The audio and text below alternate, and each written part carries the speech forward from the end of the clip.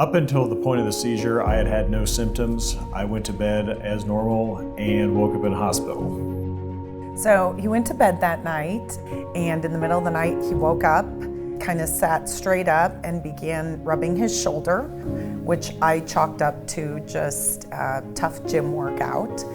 I asked him what was wrong, and when he didn't answer me, I knew something was actually wrong. So I immediately called 911, and then as that was happening and I was talking to the 911 operator, he began to actually have a seizure. I followed the ambulance to Overland Park Regional, and they brought him into the ER, and as they were getting him settled in an ER bed, he went into another seizure. And as soon as they had the seizure under control, they took him to get a CT where they noticed a spot on his brain.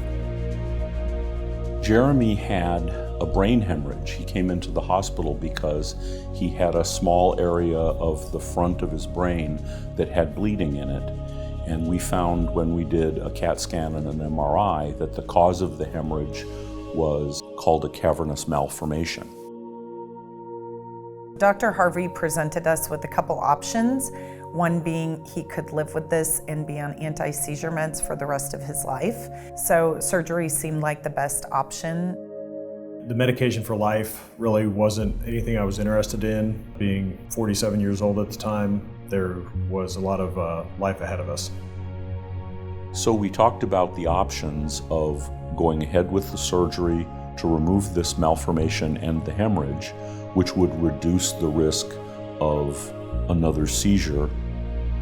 We've got 3 teenagers, and the whole situation was really scary for them, of course. So, okay. Yeah, this one gets a little tough. So, they were very relieved when their dad came home. Everyone from the staff to Dr. Harvey did a great job of making me feel secure in the decision to have the surgery. So after surgery, Jeremy spent about 2 days in the hospital, and then he was discharged home. And he was under the care of one of our Overland Park Regional neurologists, and he was able to make a good recovery. From the moment we arrived at Overland Park Regional, we just felt like we had a team caring for us. We just had compassionate care everywhere we went.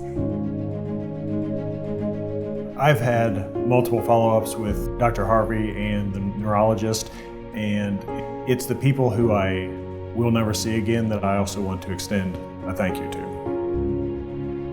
I always say neurosurgery is a team sport, and it takes a whole team of people to make things work, and we're blessed to have a great team.